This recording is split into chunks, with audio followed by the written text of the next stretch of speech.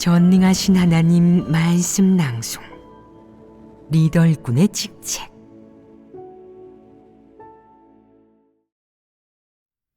리더 일꾼의 직책 10. 제9조 하나님 집의 요구에 따라 하나님 집의 각 사역 지침을 정확히 전달, 하달, 시행하고 시행 상황을 지도, 감독, 독촉, 검사, 밀착 관리한다. 2. 사역 지침 시행을 지도, 감독, 독촉하고 시행 상황을 검사, 밀착 관리한다. 오늘은 리더 일꾼의 직책 제9조 하나님 집의 요구에 따라 하나님 집의 각 사역 지침을 정확히 전달, 하달, 시행하고 시행 상황을 지도, 감독, 독촉, 검사, 밀착 관리한다. 이에 대한 교재를 계속해 보겠다. 지난번에는 주로 사역 지침에서 사람들이 알아야 할 각종 내용과 구체적인 항목들을 교재하고 또한 리더 일꾼의 가장 기본적인 직책이 사역 지침을 전달, 하달, 시행하는 것이라고 교재했다. 리더 일꾼들이 사역 지침이 하달된 후 어떻게 지도, 감독, 독촉하고 어떻게 시행 상황을 검사, 밀착 관리하는지에 대해 오늘 또 한 번 구체적으로 교제해 보겠다. 사역 지침의 의미를 이해한 후 리더 일꾼들이 어떻게 사역 지침을 대하고 어떻게 상부의 요구에 따라 절차에 따라 사역 지침을 정확히 시행하고 집행하느냐 하는 문제는 리더 일꾼들이 반드시 교제하고 깨달아야 할 진리 원칙이다. 이 원칙들을 잘 파악해야 교회의 여러 가지 사역들을 잘할 수 있다. 리더 일꾼들은 주로 각 사역 지침을 중심으로 사역하는 것이 자신들에 대한 하나님 집의 기본적인 요구임을 알아야 한다. 개인의 경영을 하라는 것도 자신의 뜻대로 하라는 것도 아니고 스스로 모색하며 어떤 사역을 하라는 것은 더더욱 아니다. 당연히 발명이나 창조를 하라는 것도 아니라 하나님 집의 사역 지침에 따라 구체적이고 세부적으로 사역을 하라는 것이다. 어떻게 구체적으로 사역을 하느냐? 세부사항에는 어떤 것들이 있느냐? 즉, 제9조에서 요구하는 것은 하나님 집의 각 사역 지침을 전달, 하달, 시행하는 것 말고도 시행 상황을 지도, 감독, 독촉, 검사, 밀착 관리해야 한다는 것이다. 이것이 리더 일꾼이 사역 지침을 시행하는 구체적인 실행의 길이다. 이제 한 가지씩 얘기해 보자.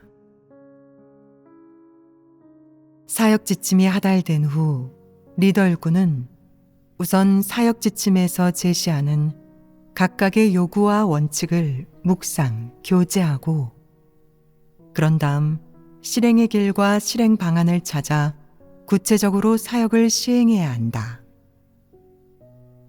먼저 사역 지침에서 요구하는 바가 무엇인지, 해야 할 구체적인 사역이 무엇인지, 원칙은 무엇인지, 어떤 사람들을 대상으로 한 것인지, 어느 방면의 사역에 대한 것인지 알아야 한다.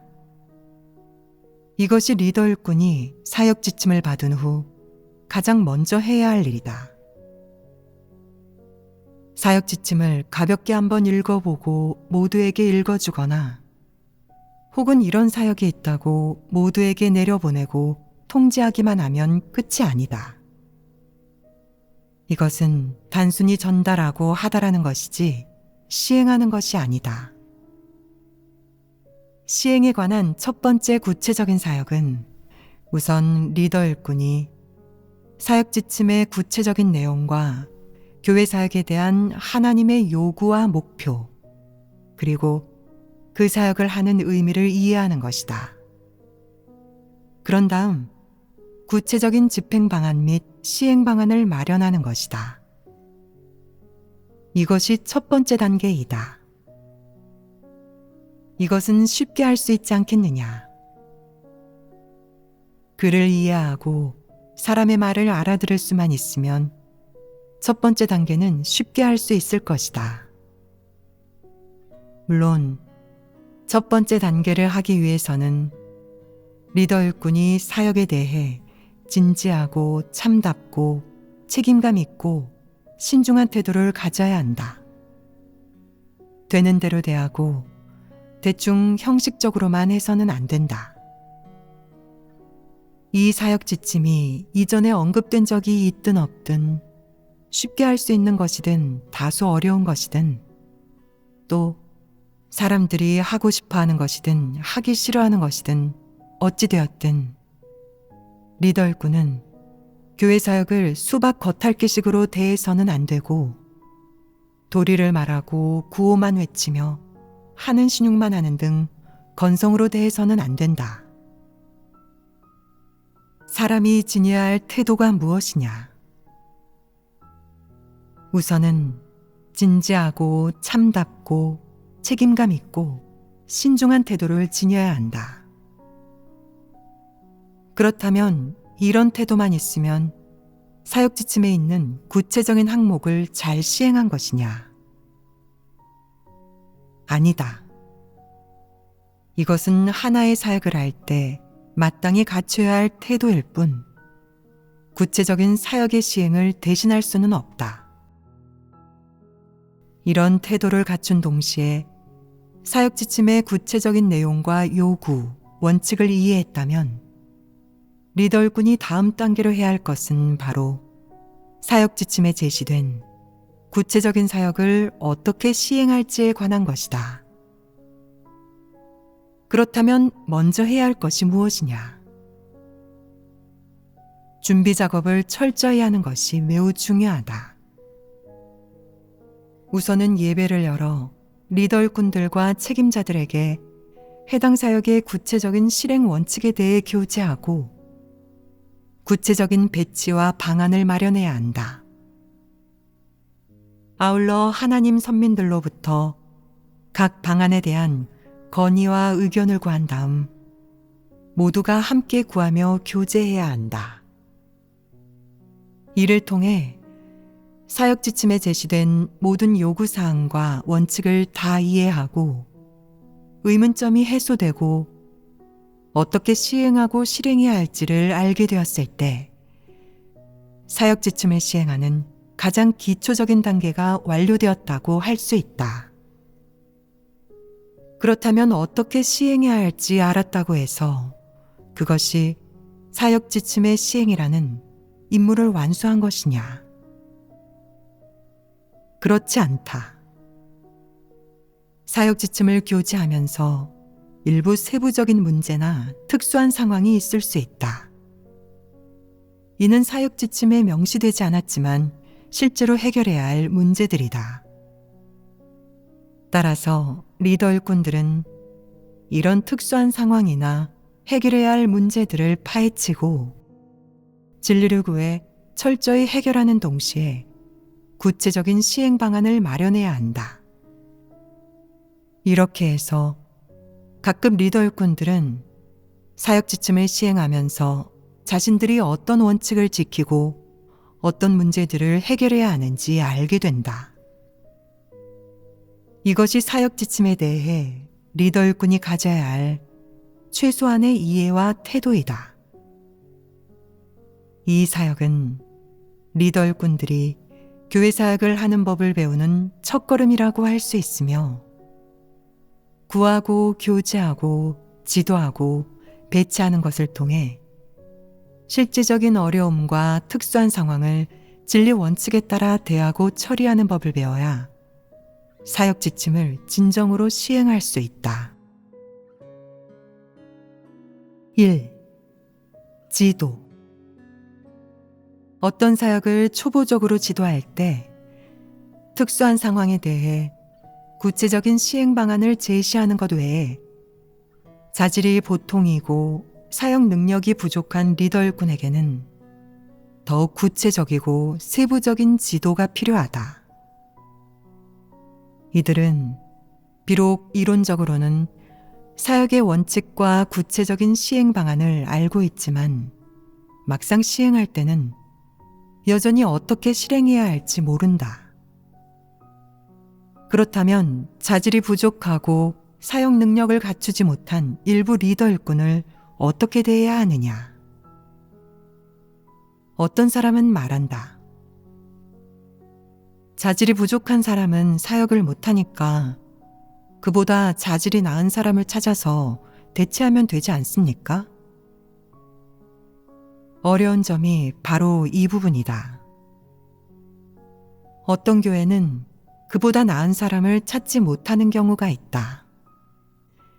다들 하나님 믿은 횟수나 분량이 비슷하고 특히 각자의 자질과 사역 능력도 모두 보통이어서 내가 그보다 나은 사람을 찾으려면 다른 교회에서 사람을 데려와야 하지만 그것도 그리 쉽지 않은 데다 딱 맞는 사람도 없어서 해당 교회에서 상대적으로 적합한 사람을 선출하는 수밖에 없다.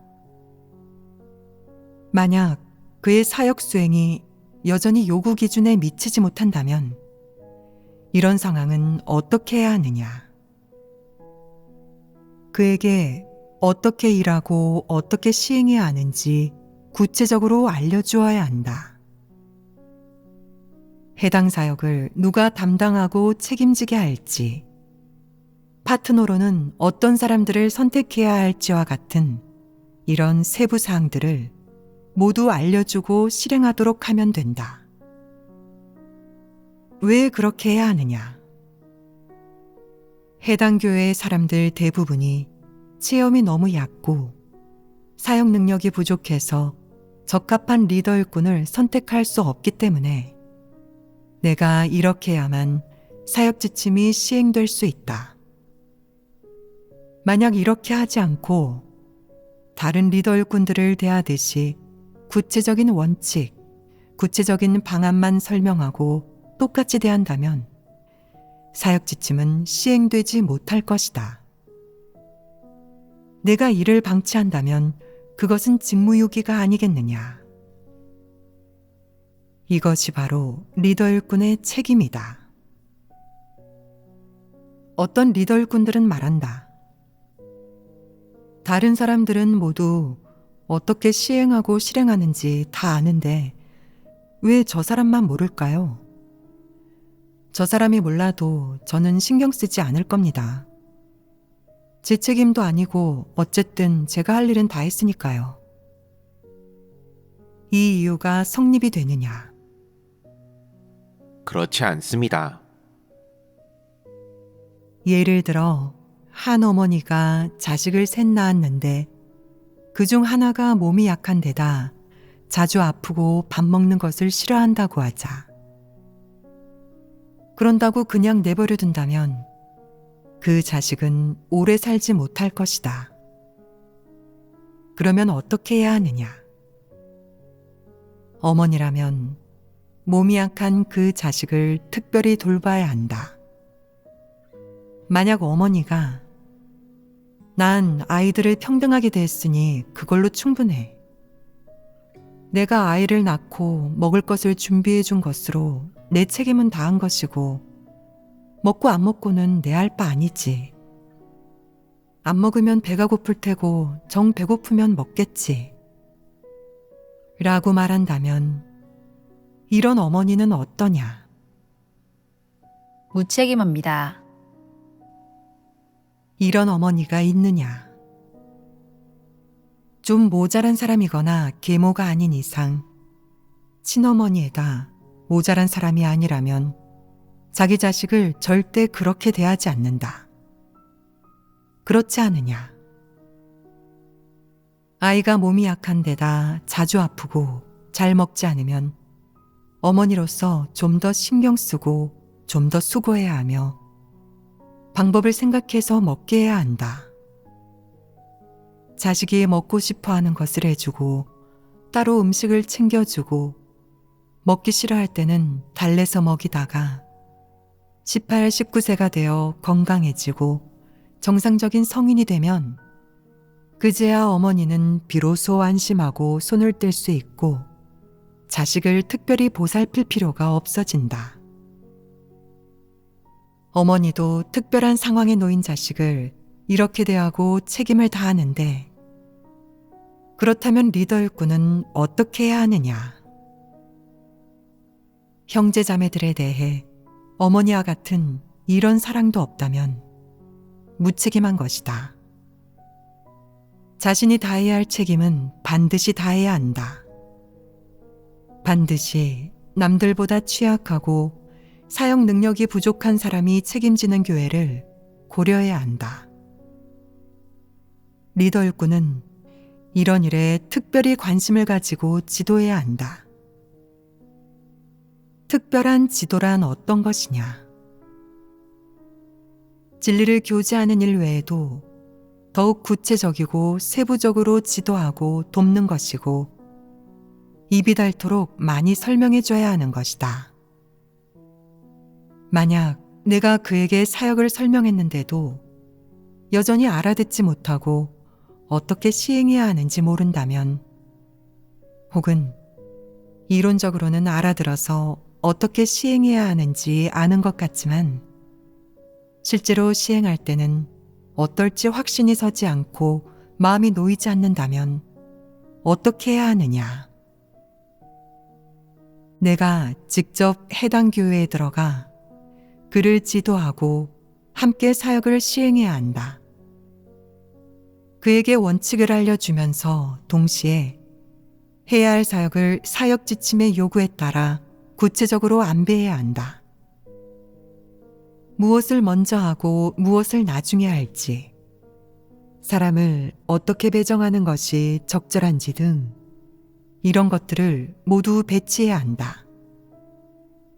이것이 바로 사역을 실제적으로 지도하는 것이다.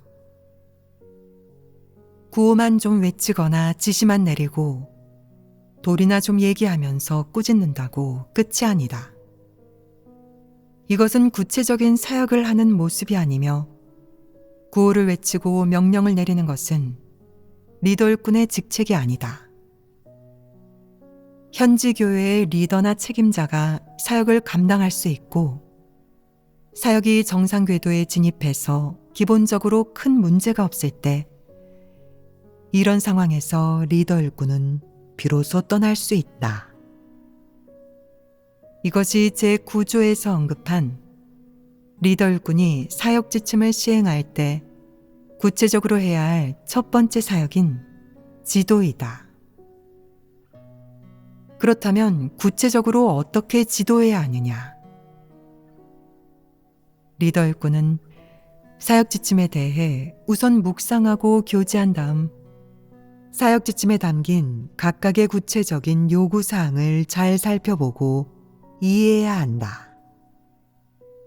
또한 사역 지침에 담긴 원칙을 잘 이해하고 파악한 후 각급 리더 일꾼들과 함께 해당 사역 지침을 시행하기 위한 구체적인 방안을 교제해야 한다. 동시에 일부 특수한 상황에 대해서도 구체적인 시행 방안을 제공해야 하며 마지막으로 자질이 부족하거나 비교적 취약한 리더 일꾼들에게는 더욱 구체적이고 세심하게 도와주고 지도해야 한다. 만약 일부 리더 일꾼들이 이 사역을 전혀 시행하지 못할 경우 이런 상황은 어떻게 해야 하느냐? 윗선의 리더 일꾼들이 교회에 들어가서 직접 그 사역에 참여해야 한다. 진리교제를 통해 실제적인 문제를 해결함으로써 그들에게 사역을 하는 방법과 원칙에 따라 사역을 시행하는 법을 가르쳐야 한다. 말로는 이 절차들을 아주 명확하게 설명했지만 막상 시행하려고 하면 쉽겠느냐? 어려움이 없겠느냐? 어떤 사람들은 말한다. 당신은 아주 간단하게 말하지만 시행해 보면 그렇게 쉽지 않습니다. 사역 지침이 가끔은 아주 복잡해서 아무도 어떻게 실행해야 할지 모릅니다. 첫 번째 사역인 사역 지침의 구체적인 요구 사항을 교제하고 실질적으로 지도하는 일과 관련해서 일부 리더 일꾼들은 이에 대해 무척 애를 먹는다. 저는 구체적인 사역을 해본 적도 없고 어떻게 교제하고 지도해야 할지 모르겠습니다. 사역 지침에 나온 말씀 그대로 하면 되지 또 무슨 교제를 해야 합니까? 그런 건 형식적인 것이 아닙니까? 그는 교제할 줄은 모르면서 구호만 외친다.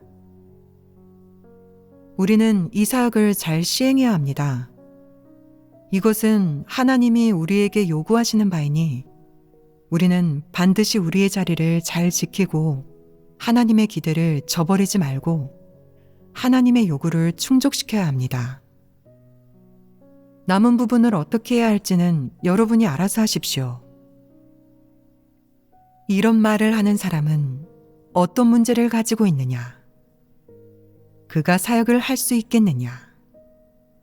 사역 능력이 있느냐? 자질이 부족하지 않으냐? 부족합니다. 무슨 일이 닥치든 큰 일이든 작은 일이든 언제나 하나님에게 기도하며 구해야 하고 또한 면밀히 생각하고 고려한 후에 판단을 내려야 한다. 정상적인 사고를 못하는 사람이라면 더욱 하나님에게 기도하며 하나님의 도움을 간구해야 하고 진리를 깨달은 사람들에게 많이 구해야 한다. 또한 교회 사역 중에 큰 일이나 본분을 이행하면서 마주치는 큰 일들은 반드시 관계자들과 함께 교제하고 논의하여 합의에 이른 다음 구체적이고 실행 가능한 실행 방안을 마련해야 한다. 이 방안은 숙고와 협상을 통해 이룬 합의로 어떤 레벨의 리더 일꾼 앞에 내놓더라도 설득력이 있다. 이렇게 설득력 있는 구체적 시행 방안을 마련할 수 있는 사람은 모두 정상적인 사고를 가진 사람이라고 할 수 있다. 만약 어떤 일이 닥쳤을 때 그 일이 크든 작든 사람의 사고 안에 구체적인 내용이 없고 구체적인 실행 원칙을 생각해내지 못한 채 단순한 이론적 구호로 문제 처리의 원칙을 대신하려 한다면 이렇게 해서 사역을 잘할 수 있겠느냐? 이런 부류에게 사고 능력과 숙고 능력이 있느냐? 없습니다. 사고 능력이 없는 사람은 어떤 사람이냐? 그런 사람이 바로 자질이 부족한 사람이다. 예를 들어보자. 만약 내가 해외에서 생활하는데 어느 날 갑자기 법원으로부터 소환장을 받는다면 참으로 뜻밖이고 갑작스럽지 않겠느냐? 첫째, 너는 법을 어긴 일이 없고, 둘째, 너는 소송을 걸지 않았고, 내가 무슨 짓을 저질렀다며 누군가 너를 고소했다는 얘기도 들은 적이 없다. 너는 영문도 모른 채 소환장을 받은 것이다. 보통 사람들은 이런 일이 닥쳤을 때 가장 먼저 어떤 느낌이 들겠느냐? 법과 관련되면 조금은 당황스럽고 걱정도 되고 두렵기도 하고 어찌할 바를 몰라 밥도 제대로 넘어가지 않을 것이다. 중요한 사람이든 하찮은 사람이든 대범한 사람이든 소심한 사람이든 성인이든 미성년자이든 누구나 이런 일을 만나는 것은 별로 좋은 일이 아니기 때문에 싫어한다. 이런 상황에 직면했을 때 사람들은 두 가지 모습을 보인다. 첫 번째 유형의 사람들은 곰곰이 생각한다. 내가 불법을 저지르지도 않았고 정부 규정도 어기지 않았는데 무서울 게 뭐 있어. 지금은 법치 사회이고 모든 일에는 증거가 중요해. 내가 나쁜 짓을 저지르지 않았으니 그가 나에게 소송을 걸어도 증거가 없고 나는 겁날 게 없어. 소환장이 왔다고 어떻다는 거야. 나만 바르면 떳떳하지 못할 게 없지. 변호사를 선임하면 별 문제는 없을 거야. 그는 곰곰이 생각한 후 마음의 중압감이 사라지고 정상적으로 먹고 마시고 잘 수 있었다. 이것이 한 가지 유형의 사람들이 보이는 모습이다. 두 번째 유형의 사람들이 보이는 모습을 살펴보자. 그는 소환장을 받은 후 이렇게 생각한다. 나는 불법을 저지르지도 않았고 어떤 죄도 짓지 않았는데 도대체 무슨 일일까? 혹시 내가 하나님을 믿는 것 때문인가? 하나님을 믿는 것이 불법은 아니지만 누군가 일부러 나에게 죄를 뒤집어 씌우고 모함해서 나를 고발한 것은 아닐까? 그럴 가능성이 좀 큰 것 같아. 하지만 혹시 다른 일일 수도 있지 않을까? 변호사를 찾아가 상담을 받아본 다음 변호사에게 법원에 가서 소환장을 왜 보냈고 원고는 누구인지 좀 물어봐 달라고 해야지. 이 일을 분명히 한 다음 대책을 세워야겠어. 만약 변호사가 이 일이 하나님을 믿는 것과 관련 있다고 한다면 얼른 사람을 찾아 대책을 연구하고 또 집에 있는 하나님을 믿는 것과 관련된 서적 등은 미리 서둘러 숨겨서 적들이 꼬투리를 잡지 못하게 해야 해. 초보적인 생각 끝에 그는 소환장 사건에 대해 어떠한 결론이나 정확한 판단을 내리지는 않았지만 속으로는 구체적인 실행 방안을 이미 구상해 두었다. 1번 방안은 어떻게 실행할지, 2번 방안은 어떻게 실행할지, 만약 둘 다 불가능하다면 어떻게 할지 하나하나 세심하고 신중하게 생각했다.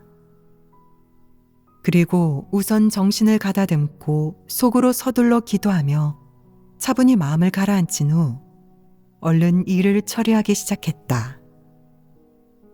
그 몇 가지 일들은 하루가 채 되지 않아 가닥이 잡히고 앞으로 어떻게 진행해야 할지 알게 되었다. 나중에 이 일의 결과가 무엇인지를 떠나 이 두 가지 유형의 사람을 볼 때 어느 유형의 사람이 문제를 숙고하는 능력을 가지고 있느냐, 어떤 사람이 자질을 갖추었느냐. 당연히 두 번째 유형의 사람이 자질을 갖추었다. 일이 닥쳤을 때 배짱과 의지만 있다고 자질을 갖추었다고는 할 수 없다. 숙고할 줄 알아야 하고 분별력과 문제 처리 능력을 갖추어야 한다. 숙고하는 과정에서 구체적인 판단을 내리고 구체적인 실행 방안을 마련할 줄 아는 사람이 바로 자질을 갖춘 사람이다. 그는 겉으로 보면 소심해 보이고 작은 일이 닥쳤을 때도 신중하고 조심스럽고 작은 일을 아주 크게 생각하는 것 같다. 하지만 그가 문제를 처리하는 방식과 방법을 보면 그에게 사고 능력이 있고 문제를 생각하고 처리하는 능력이 있음을 알 수 있다. 하지만 첫 번째 유형의 사람은 대범해서 세상 두려울 것이 없고 일이 닥치면 간단하게 생각한다. 난 무슨 나쁜 짓을 저지르지 않았어. 하늘이 무너져도 키 큰 사람이 받치고 있을 텐데 뭐가 두려워? 그를 보면 마음이 무척 넓고 사는 것도 꽤나 여유로워 보인다.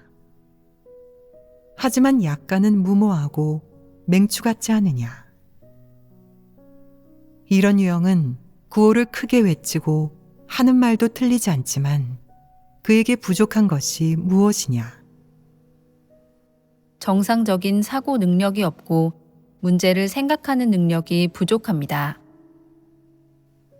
정상적인 사고 능력이 없다는 것이 어디에서 드러나느냐? 일이 닥쳤을 때 갑자기 발생한 일이든 아니면 이미 알고 있던 일이든 상관없이 그는 사고할 줄 모르고 판단할 줄 모르니 당연히 문제 처리 방안과 문제 해결 능력이 있을 리 없다. 이는 매우 분명하게 드러나는 점이다. 이런 유형은 겉으로 보기에는 언변도 좋고 도리도 잘 얘기하고 사기를 북돋을 줄도 알아서 리더를 맡을 자질이 있는 것처럼 보인다. 하지만 문제가 닥쳤을 때 문제의 본질을 꿰뚫어 보지 못하고 진리교재로 문제를 해결할 줄도 모르며 그저 글귀와 도리나 조금 읊어대고 구호나 외칠 줄 안다. 겉으로 보면 매우 영리해 보이지만 문제가 닥치면 문제가 생긴 원인을 분석하고 판단할 줄 모르고 그 문제로 인해 빚어질 심각한 결과를 가늠할 줄도 모르고 갈피를 잡을 줄도 모른다. 문제 해결은 더더욱 말할 것도 없다. 이런 사람은 겉보기에는 언변이 좋지만 사실은 역시나 자질이 부족해서 실질적인 사역을 하지 못한다. 마찬가지로 만약 리더 일꾼이 사역 지침을 받은 후 한 번 읽기만 하고 문자적인 의미만 해석한다면 비록 사역 지침도 하달했고 예배 시간에 사역 지침의 요점도 교제했지만 사역 지침의 구체적인 요구사항과 원칙, 주의사항, 특수한 상황 등을 구체적으로 어떻게 안배하고 지도해야 할지에 대해서는 알지 못하고 방안도 없고 생각도 없고 문제를 해결할 능력도 없다면 이것은 바로 자질이 부족한 것이다. 사역 지침을 시행할 때 리더 일꾼이 해야 할 첫 번째 사역인 지도는 쉽지 않으며 그리 간단하지 않다. 첫 번째 사역은 바로 한 리더 일꾼이 리더 일꾼으로서 갖춰야 할 자질과 사역 능력을 갖추었는지에 대한 검증이다. 만약 리더 일꾼이 그런 자질과 사역 능력을 갖추지 못했다면 사역 지침의 구체적인 지도와 시행은 이루어질 수 없다. 2. 감독, 독촉. 계속해서 감독 사역에 대해 교제해보자. 감독은 문자적으로 본다면 검사하는 것으로 어느 교회가 사역 지침을 시행하고 어느 교회가 시행하지 않았는지, 시행 진도는 어떤지, 어느 리더 일꾼들이 실제적인 사역을 하고 어느 리더 일꾼들이 실제적인 사역을 하지 않았는지, 사역 지침을 하달하기만 하고 구체적인 사역에 참여하지 않은 리더 일꾼은 없는지를 보는 것이다. 감독은 하나의 구체적인 사역으로 사역 지침 시행 상황을 감독하는 것 외에, 즉 시행을 했는지, 시행 속도는 어떤지, 시행의 질과 도달한 성과는 어떤지 등을 감독하는 것 외에 리더 일꾼이 사역 지침을 엄격하게 따랐는지도 확인해야 한다. 어떤 리더 일꾼은 겉으로는 사역 지침을 준수하고 싶다고 하지만 환경이 닥친 후 잡혀갈까 두려워서 숨기만 한다. 사역 지침은 일찌감치 까맣게 잊어버려 형제자매들은 문제가 있어도 해결받지 못하고 사역 지침에서 어떻게 규정했는지, 실행의 원칙은 무엇인지도 모른다. 이를 보면 사역 지침이 전혀 시행되지 않았음을 알 수 있다.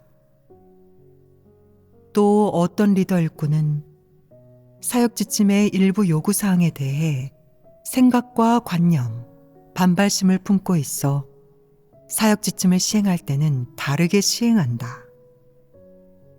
사역지침의 본래 의도를 그대로 따르지 않고 자신의 뜻대로 시행하고 형식적으로 대충하거나 새로운 방법을 도입하는 등 자기가 하고 싶은 대로 한다.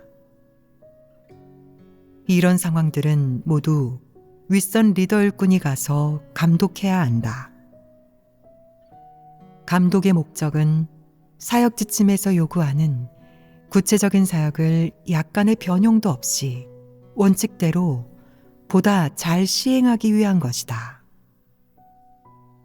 감독할 때는 실제적인 사역을 하지 않고 책임감 없이 사역 지침을 느리게 시행하는 리더 일꾼이라든가 사역 지침에 반발심을 품고 시행하지 않으려 하거나 선택적으로 시행하는 리더 일꾼 혹은 아예 사역 지침대로 시행하지 않고 자기 경영을 하는 리더 일꾼 사역 지침을 보류시키고 자기 뜻대로만 전달해서 하나님 선민들이 사역 지침의 본래 의도와 구체적인 요구를 알 수 없게 만드는 리더 일꾼 등을 발견하는 데 주의를 기울여야 한다. 이런 문제들은 모두 윗선 리더가 감독하고 검사해야만 실상을 알 수 있다. 만약 윗선 리더가 감독하고 검사하지 않는다면 이런 문제들을 발견할 수 있느냐? 발견할 수 없다. 따라서 리더 일꾼들이 사역 지침을 시행할 때는 사역을 단계별로 전달하고 지도하는 것은 물론 감독까지 진행해야 한다. 교구 리더는 지역 리더의 사역을 감독하고 지역 리더는 각 교회 리더의 사역을 감독하고 각 교회 리더는 각 팀의 사역을 감독하는 등 단계별로 감독이 이루어져야 한다. 감독의 목적은 무엇이냐? 사역 지침의 구체적인 요구사항에 따라 사역을 정확하게 더 잘 시행하기 위해서이다. 따라서 감독이라는 사역은 매우 중요하다.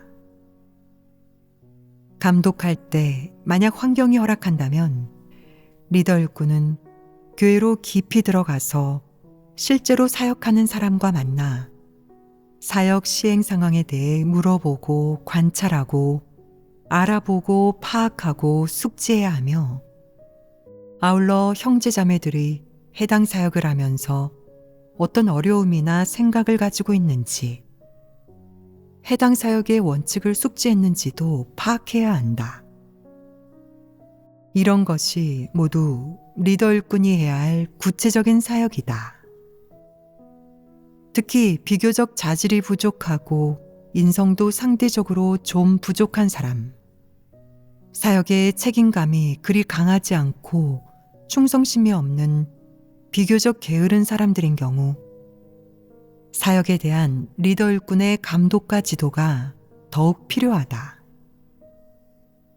어떻게 감독하고 지도해야 하느냐? 빨리들 하세요. 상부에서 사역 보고를 기다리고 있어요. 이 사역은 기한이 있어서 질질 끌면 안 됩니다. 만약 이런 식으로 독촉한다면 어떻겠느냐? 독촉이란 것이 재촉만 하면 끝이냐? 어떻게 독촉하면 좋을까?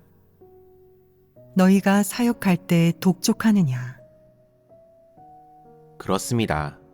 만약 일부 사역을 제때 하지 않은 것을 보면 왜 하지 않았는지 파악하고 동시에 그 사역들을 밀착 관리합니다. 사역을 할 줄 모르는 사람을 보면 구체적으로 지도하고 도와주면서 가르쳐 주어야 하고 게으른 사람을 보면 책망하고 훈계해야 한다. 사역을 할 줄은 알지만 이를 게을리하고 열의가 없고 꿈을 대고 육적인 편안함을 즐기는 사람이 있다면 이런 상황에서 책망할 것은 책망해야 한다. 책망한 다음에도 문제가 해결되지 않고 그의 태도가 달라지지 않는다면 어떻게 해야 하느냐? 우선은 경고를 하도록 해라. 이건 아주 중요한 사역입니다. 계속 그런 태도로 사역을 대한다면 당신의 본분을 교체하고 다른 사람에게 맡길 겁니다. 당신은 이 사역을 싫어하지만 누군가는 이 사역을 하고 싶어 해요. 본분에 충성심이 없다면 당신은 이 사역을 할 자격이 없지요. 만약 당신이 사역을 감당하지 못하고 당신 육이 이 고통을 견디지 못한다면 하나님 집에서 다른 사람으로 바꿀 수도 있고 본인이 사직을 신청해도 됩니다. 만약 사직하지 않고 계속 사역을 하고 싶으면 제대로 하고 하나님 집의 요구와 원칙에 따라 해야 합니다. 만약 그렇게 하지 못하고 계속해서 진도를 늦춰서 사역에 손실을 초래한다면 하나님 집에서 당신을 처리해야 하고 당신은 이 본분을 이행할 수 없습니다.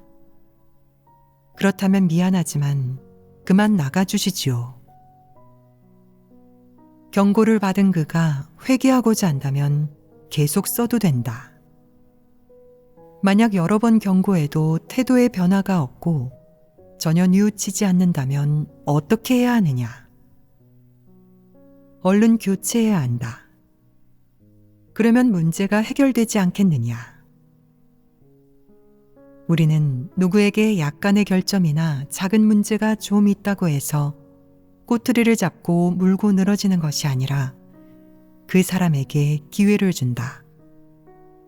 만약 그가 회개하고자 하고 나중에는 달라져서 전보다 훨씬 좋아질 경우 그 사람을 쓸 수 있다면 계속 쓸 것이다. 만약 여러 번 기회를 주고 여러 번 진리를 교체하고 책망하고 훈계하고 경고했는데도 소용없다면, 누가 도와주어도 소용없다면 그건 보통 문제가 아니다. 그 사람은 인성이 너무 형편없고 진리를 전혀 받아들이지 않는 자이다. 그렇다면 그는 그 본분을 이행하기에 적합하지 않으니 내보내야 한다. 그는 본분을 이행할 자격이 없다. 이런 일은 이렇게 처리하도록 해라. 리더 일꾼은 교회 사역을 감독할 때 여러 가지 다양한 문제도 잘 발견할 수 있어야 할 뿐만 아니라 일부 마음을 놓을 수 없고 믿을 수 없는 교회 리더들에 대해 특별히 주의를 기울여야 한다.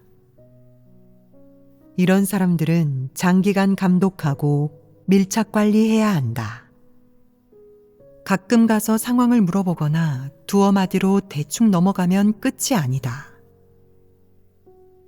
때로는 현장에 머물면서 사역을 감독해야 한다.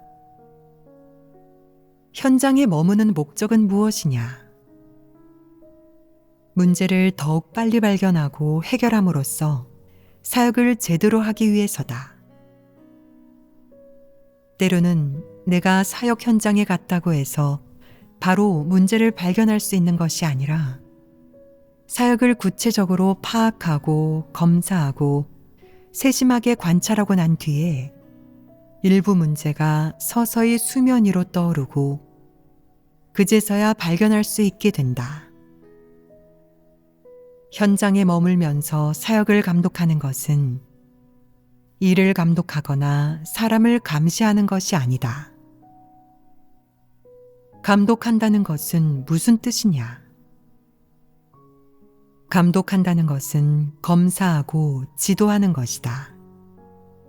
즉, 사역에 대해 세부적이고 구체적으로 질문하면서 사역 진도, 사역에서 취약한 부분을 파악하고 숙지하며 누가 사역에 책임감이 있고 누가 무책임한지, 어떤 사람들이 사역을 감당할 수 있고 어떤 사람들이 감당할 수 없는지 등을 파악하는 것이다. 사역을 감독할 때 때로는 상황에 대해 물어보고 파악하고 알아보아야 하고 때로는 만나서 물어보거나 직접 검사해야 한다. 물론 책임자와 대면하여 교제하면서 사역 시행 상황, 그리고 직면한 어려움과 문제 등에 대해 물어봐야 할 때가 더 많다. 감독과 동시에 어떤 사람들이 체면이 서는 일, 표면적인 일만 하는지, 어떤 사람들이 구체적인 사역을 시행할 수 없는지, 어떤 사람들이 어떻게 시행하는지는 알지만 실질적인 사역을 하지 않는지 등을 모두 발견할 수 있다. 발견과 동시에 이런 문제들을 제때 해결할 수 있다면 그것이 가장 좋다. 감독의 목적이 무엇이냐? 사역 지침을 더욱 잘 시행하기 위한 것이며 자신의 사역 배치가 적절한지, 빠뜨리거나 놓친 부분은 없는지, 원칙에 맞지 않은 부분은 없는지, 치우치거나 실수한 부분은 없는지 등을 확인하기 위한 것이다. 이런 문제들은 감독 과정에서 모두 발견할 수 있다. 하지만 내가 이런 구체적인 사역을 하지 않고 집에만 틀어박혀 있으면 이런 문제들을 발견할 수 있겠느냐? 많은 문제들이 현장에 가서 물어보고 관찰하고 파악해야 알게 되고 숙지할 수 있다. 사역을 감독할 때는 사역을 무책임하고 무심하게 대하고 위아래를 속이고 사역의 건성으로 임하고 사역 진도가 느린 사람들을 독촉해야 한다.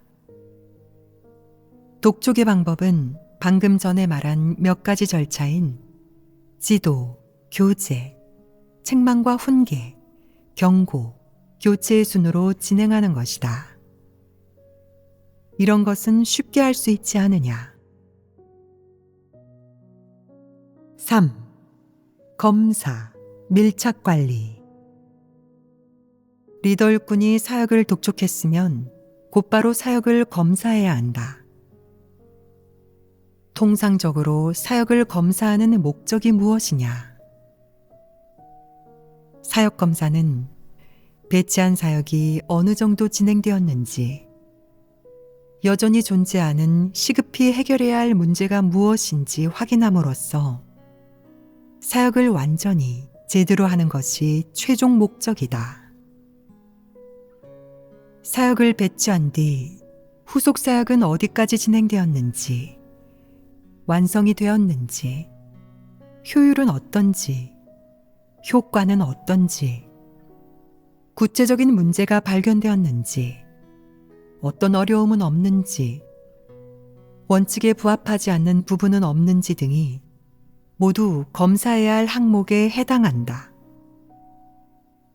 자신이 배치한 사역에 대해 검사를 진행하는 것 역시 구체적이고도 필요한 사역이다. 어떤 리더 일꾼들은 자주 한 가지 잘못을 저지르는데 그는 사역 배치만 끝내면 할 일을 다한 것으로 생각한다. 나는 임무를 완수했고 책임을 다했어. 어쨌든 당신들에게 어떻게 하라고 알려주었고 당신들은 알았다고 가서 하겠다고 대답했으니 그 뒤로 어떻게 하는지는 내가 상관할 필요가 없지. 일을 끝내고 나한테 보고만 한번 해주면 돼. 사역 배치와 안배만 끝나면 그는 자신이 임무를 완수했다고, 다 마무리가 되었다고 생각해서 사역을 밀착 관리하지도 않고 검사하지도 않는다. 해당 사역의 책임자를 제대로 안배했는지, 대다수 사람들의 내적 상태는 어떤지, 문제나 어려움은 없는지, 교회 사역을 잘할 수 있다는 자신감이 있는지, 치우치거나 잘못된 곳은 없는지, 상부의 사역 지침에 어긋난 부분은 없는지 전혀 파악하거나 검사, 밀착 관리하지 않고 사역을 안배하기만 하면 그것으로 끝이다. 이것이 바로 구체적인 사역을 하지 않은 것이다. 사역을 검사할 때는 어떤 점을 검사해야 하느냐? 주로 사역 시행 방안이 사역 지침에 부합하는지, 사역 지침의 원칙과 요구에 위배되지는 않았는지, 그리고 사역을 할 때 교란하고 방해하는 사람은 없는지, 소란을 피우는 사람은 없는지, 큰 소리 치는 사람은 없는지를 보아야 한다. 물론 사역을 검사하는 동시에 자신이 그 사역 지침을 시행할 때 실수하는 부분은 없는지도 검사하는 것이다. 다른 사람의 사역을 검사하는 것은 사실 자신의 사역을 검사하는 일이기도 하다.